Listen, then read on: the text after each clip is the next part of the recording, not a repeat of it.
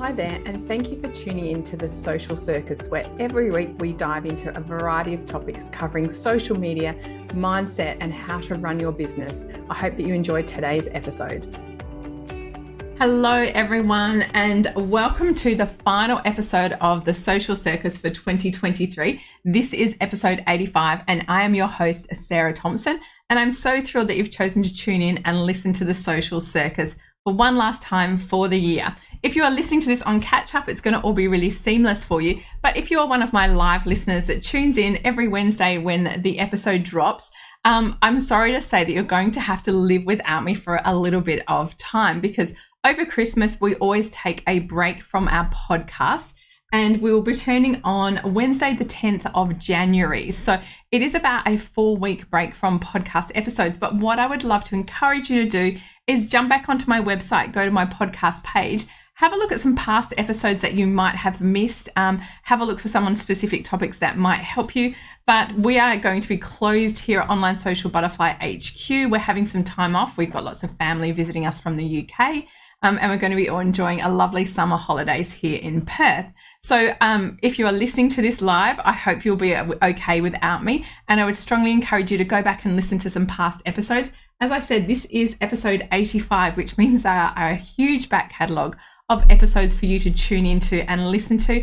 And remember, I love to keep them short and sweet. They're usually about 20 minutes long, so you can pop them in and catch up and binge over the summer holidays without me. And I'll be coming back strong to get you kickstarted into some motivation for 2024. But for today's episode, I wanted to talk a little bit about goal setting and planning, because that is something that I'm seeing all over my social media. And it's something as small businesses, if I'm really honest, I don't think we do very well. And the reason I say that is we tend to bump along and we just go from one thing to the next without much plan, without much focus. And what that can often mean is that we may be set, and in particular financial goals, that are really unrealistic for our business. And what I love to do when it comes to goal setting is I love to do a review of what has just occurred. So my preference is, for some reason, I don't know why, but in Australia, we obviously run our financial year July to June. But I tend to do my goal setting as a calendar year, mainly because that is the momentum and energy that I feel sits inside my business. I love starting January as a fresh new year. I feel like we bring fresh energy and lots of enthusiasm. And coming down to December at the moment, most of us are feeling pretty tired and exhausted. And if I was midway through my goals, I feel like I would have lost a little bit of momentum. So the first thing you need to do is decide how you want to set your goals. As I said, I set them on calendar years. You can set them for financial years. And if you are new in business, you may wish to set goals quarterly so you can work towards them. So one of the things that I want to say to you is your goals need to be realistic. And we've all heard of that SMART goal and setting that and understand what that means. But one of the things that I often see people do is they set huge goals for themselves, which I'm always in favor of setting those kind of goals that make us feel uncomfortable, those goals that make us feel a little bit nervous and a little bit excited.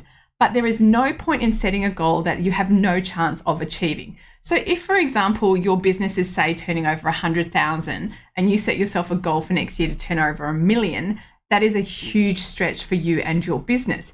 Now, it is possible to do it, okay? Particularly if you have an online digital product-based business, it is possible to scale at a much quicker rate than a traditional business model.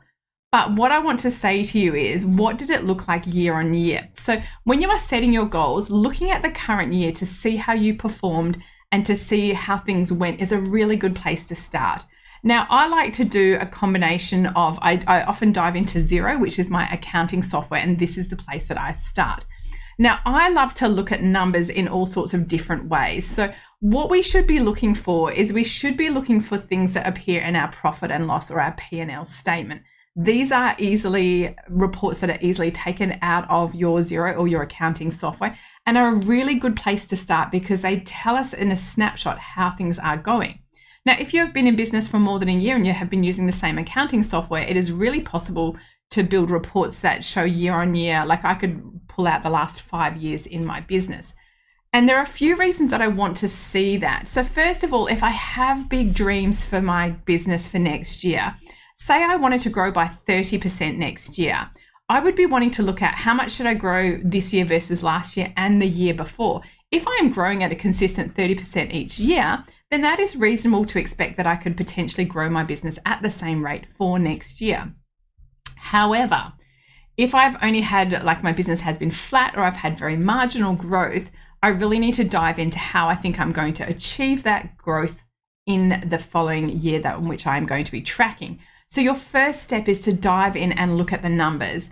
And if this is something that is not comfortable for you, I want to encourage you to get confident with it. So if you don't have a bookkeeper or accountant in your business, your first port of call is to find those two professionals. And if you don't know who to use, ask your other friends in business for referrals, because if they are using someone's services and they are happy with them, it is highly likely they're going to perform really well for you.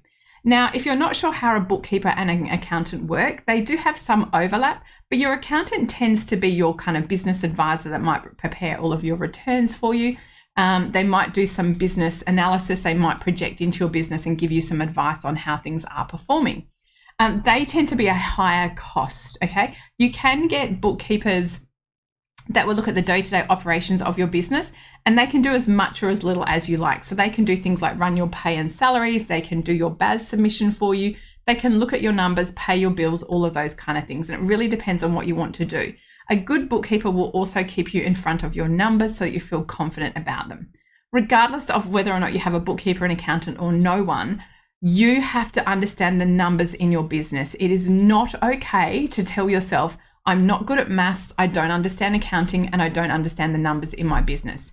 Because two things are going to happen there. One, you are not going to understand how you achieve your goals in your business because you don't understand the financials. And two, when you go to outsource, you are at the mercy of those professionals like bookkeepers and accountants, and they prefer you to understand your numbers. So if you're not confident, ask some questions. This year, I've spent a lot of time with my beautiful accountant, Emma, having a chat to her about some of the things that we have changed within our business. And I'm kind of embarrassed that I've been with her for quite a long time and not bothered to ask her lots of questions when she is so incredibly knowledgeable and always happy to share her knowledge with me. So keep in mind, these people are our professionals that are here to help and guide us. And if you feel embarrassed, you need to just ask questions until you feel that you understand what is going on. So a little bit of a lecture on outsourcing and using professionals. Let's talk your numbers in your business. I want you to look at, and I love to break these down, and you can, depending on how well you have your accounting software set up, this may be easy for you to do, or you may need to go over to a spreadsheet and transpose some information in there. But your first thing you want to look at is your gross revenue or your total sales. Now, this is always really, really helpful because it tells us how much money is coming into our business. And this is a key indicator of things like growth, of things like cash flow. Now, that number in and of itself can be really useless. And what I would encourage you to do is look into it a little bit further. In my accounting software, Xero, I have my revenue broken down into my different revenue streams. So I have things like coaching, online courses. I have web management services that we still have as part of our business. And then I have things like training. So I think I have about 6 different items that I allocate my sales to.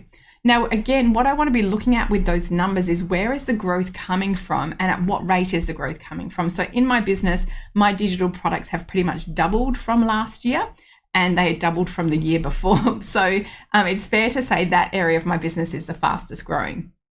And I look at those numbers to see what is happening. And then I like to drill down even more to see what are the 2 biggest selling products in my business. So I know what those bad boys are and I put my love and energy into those because that is what creates most of the revenue in my business.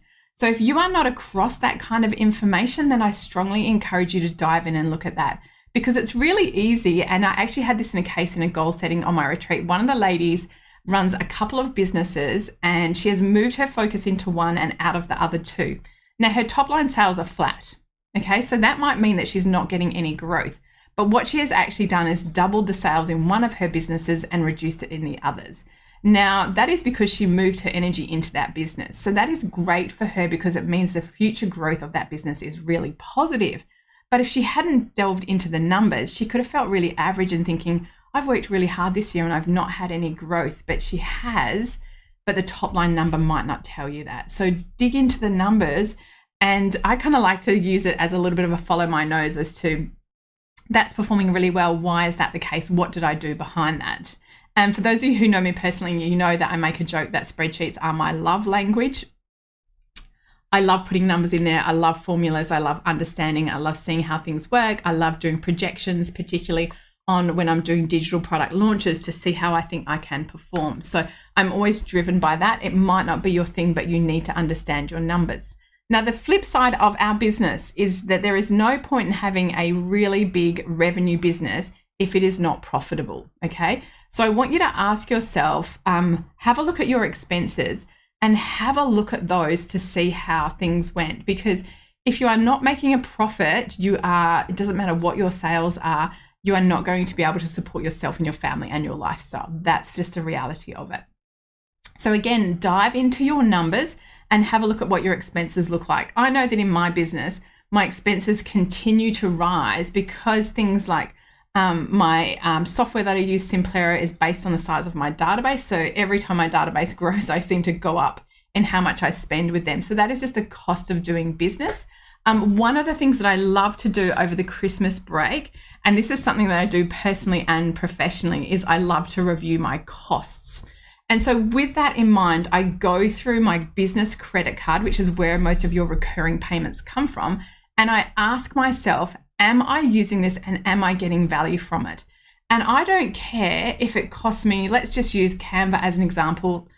I pay that annually, but I think it's about $16 a month. Now, that in and of itself does not sound like a lot of money. Okay, $16 a month, it's pennies on the dollar, really. But every one of those $16 a month adds up, and my recurring expenses in terms of subscriptions sits at about $700 a month. Okay, so you can see how that adds up really quickly to quite a lot of money. So I want to ask myself, am I getting value from those? I actually sat down this morning because I knew that I had a payment due, an annual payment due on one of my expenses and my subscriptions. And I just simply wasn't getting the value from it. I'm not using it. I dived in to use it this morning for the first time in 3 months. So I'm paying $29 a month annually because it was a discount. So that is not good value to my business. So I want to encourage you again to look at your numbers. If you are so overwhelmed by this, and I actually heard this is a strategy recommended on someone who's a money coach, she said, cancel your credit card and see what bounces. Because that is, if you are not on top of your business costs, that's a really quick way for you to work out what the hell's coming out. Because then you'll start to get these emails saying your payment failed because you canceled your credit card. And that will then force you to look at your costs and decide, is this worth it? Am I paying the right amount for it? Now, this year has been a pretty tough year for many of us in business. And I know that growth can have been really hard at the top line level in terms of sales revenue. And with that in mind, if that has been a hard year for you, the first thing you should look at is A, how do you increase your sales? But B, how do you reduce your costs?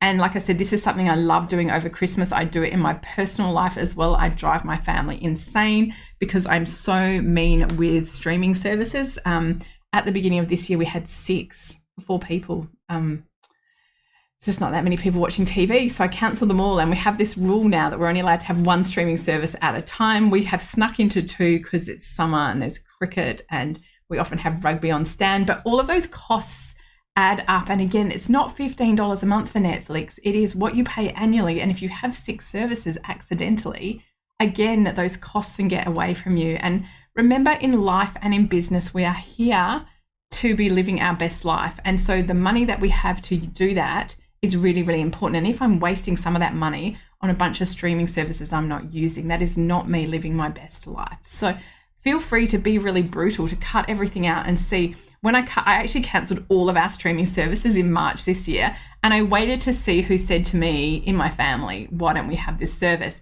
And it took about a month. So I actually had none for a month. And then I added and I make people switch out. And I'm like, well, if you want to have Netflix, we cancel Stan. And I think that's a really prudent way to manage your money. This year in my business and my personal life, I've really taken control of my finances. And the more we look after those, and my grandma would love this, the more we look after the pennies, the easier the pounds are to look after themselves. And this is true of everything, but in our business, it is so important because you know how hard you work to bring in those sales revenue. And if you are just throwing it away on costs that are not adding value to your business, that is not you're not taking good control of your finances. So please keep that in mind as something you want to consider.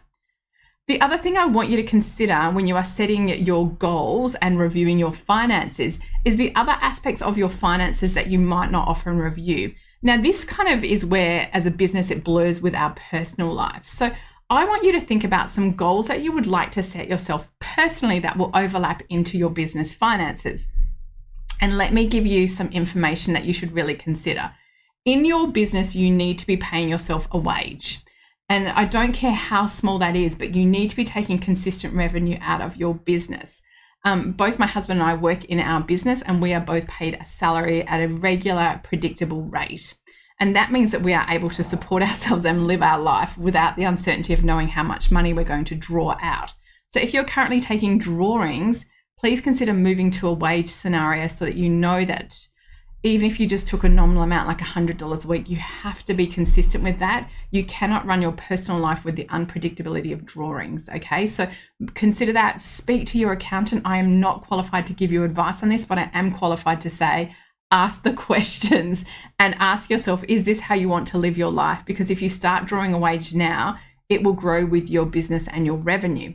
Now, on that note with wages and salaries, the other thing you want to do is, again, this is just the strategies I use in my business, is you want multiple bank accounts for your business. So first of all, and your bookkeeper or accountant will tell you this, you run your business through your business bank accounts. You do not run any personal transactions through those. That is a given. But the other thing I want you to consider is having multiple bank accounts for your business. So in my business, I have a superannuation account. So the money when we pay ourselves gets transferred into that automatically. I have a GST and PAYG tax account. And again, the money gets transferred into that weekly. And then when I submit my BAS, the money is sitting there for me to make that transfer. Now, that again is a process that I've set up this year. I just used to have one big slushy bank account, and I thought I had lots of money and I wasn't putting enough aside for things like my GST and my PAYG. And now I look at my bank accounts and I have 3 separate bank accounts that are really clear. Again, if you speak to a bookkeeper, they will have different advice appropriate for you and your business. But what you want to make sure of is that you can see your money, see what is allocated, and see what is there for you to use and spend. That is really, really important. Now, the other thing I want you to consider is, as a small business owner, particularly if you're based in Australia, we have no financial obligation to pay ourselves superannuation, which can seem like a really great idea because you get to take home more money. But what I want you to think about is that as we get older, if we have not been contributing to our superannuation, that is going to be a problem for us. So I would encourage you again to make a contribution, preferably through your business, so it's an expense. But again, speak to your bookkeeper accountant about the best way to do this. But again, even making nominal contributions every week are going to help you when you kind of get to that time of retirement that you have been putting aside for your superannuation. So those might be goals that you set yourself for next year. If this is not what you've been doing, set yourself a goal. Have a look and talk to your accountant about what you could pay yourself regularly. Can you pay yourself some superannuation? Are you putting your money aside for your tax and GST? These are goals that I think are really important to set and that we can really overlook because we're so focused on the prize of, I want to grow my revenue. And that is really, really important because it facilitates things like being able to draw a wage, being able to pay our superannuation. So I really want to challenge you because I know that the statistics are brutal, particularly for women in business, female entrepreneurs. We don't have enough superannuation. We're not contributing to our future. And we need to get in front of making sure we allocate money according to the commitments that we're going to have. So with your goals, and we set financial goals, those are some of the goals that I want you to consider. Now, I also want you to think about, now that you have reviewed your financials for this year and hopefully the last 2 years, if that is possible, I want you to then ask yourself, like, how do you feel right now? Because I can tell you right now, I've had a pretty good year this year, but I feel exhausted at the moment. I am like limping in to Friday, which is the last day of business for us, the 8th of December. And I can't wait to have that 3-week break to kind of step away from my business to recoup my energy.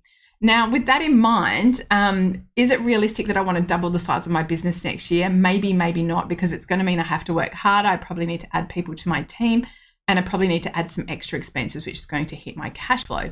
So I want you to critically assess how much have you done this year, and therefore what is your capacity moving forward next year? Because I am not setting a goal to double my business revenue next year. I think I would absolutely kill myself and I would be too exhausted, and it's likely to have a detrimental impact on myself and my family and maybe even my health. So I've set my goal really realistically for next year. And I want you to think about the same thing as, how do you feel right now? And therefore, with that in mind, what is realistic for you to set as a goal for your business for next year? Now, that is a really key thing, because your goals are your goals. It makes no difference to anyone else what you do, but I want you to go into next year feeling enthused. Like if I said I'm going to double my revenue next year, I think I would start to feel panicked already of like, what is that going to ask of me to do in my business? And I think the price is too high. Whereas if I said to myself, I want to probably grow by about 30 or 40%, I can totally do that. That feels very comfortable, very achievable. So I do want you to think about, how do you feel right now? How realistic is it for you to set such a big goal for next year? And ask yourself, how are you going to do that and how are you going to work it out? Now, if this has kind of got your juices flowing, which I sincerely hope it has, I will put a link in the show notes to a goal setting class that I'm going to be running on, and it's going to be in January. It is going to be on Tuesday, the 2nd of January, a full day online goal setting and planning workshop. Now, this is really designed to help you put your best foot forward into the new year. So I'd love to have you come along to this. As I said, I'll put a link to it in my show notes. You can book it now, and if you book it before the 16th of December, there is an early bird discount on the tickets. If you cannot attend it live, because it is on from 9 till 3 in my time zone, which is Perth, Western Australia, the sessions are recorded, so feel free to book and you'll get the recording sent out to you that same afternoon.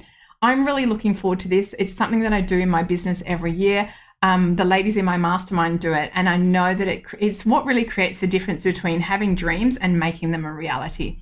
So I hope you've got lots of juicy ideas from today. I've certainly given you a fair bit of homework to do while I am on my hiatus from my podcast. And I just want to take this little moment to say thank you so much to you for listening to my podcast. Last week when the Spotify Wrapped came out and people tagged me as their top podcast, I can't even describe how that felt. For those of you who know me, I'm just Sarah. Yes, I run a really successful business, but I'm the human being behind this, and my business is my absolute baby, and I pour my heart and soul into it. And when you share that I am your favorite podcast for 2023, I maybe shed a little tear, because I felt so privileged that you turned to me for your advice, that you listen to me so consistently and you support my business.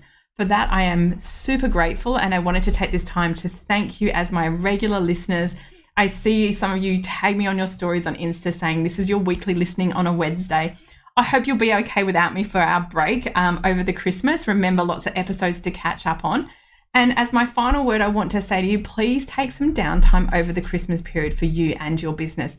If you can't have a longer break like I'm having, at least take a few days off, step away from your business, step away from your socials, and allow you to recoup some of your energy so you start fresh in 2024. So on that note, I wish you and your family a really safe and Merry Christmas. Enjoy, if you're in Australia or down under in the Southern Hemisphere, have a fantastic summer break. For those in your winter, I hope it's not too chilly, but I am jealous because it has been snowing in the UK. It looks gorgeous. To all of you, thank you for listening. And remember, I will be back next year. First episode drops on the 10th of January. And again, we'll resume our weekly schedule then. So I really look forward to connecting with you again in the new year. Until then, stay safe, and thank you for tuning into the Social Circus. Thanks so much for tuning into the Social Circus. As your host, Sarah Thomson, I am thrilled that you've chosen to spend your time hanging out with me. I would be so grateful if you could spare an extra moment to go and leave me a review on your favorite podcasting platform. And if you even felt more excited, you could share my podcast with your friends who you think would get great value from it. Thanks so much again for tuning in.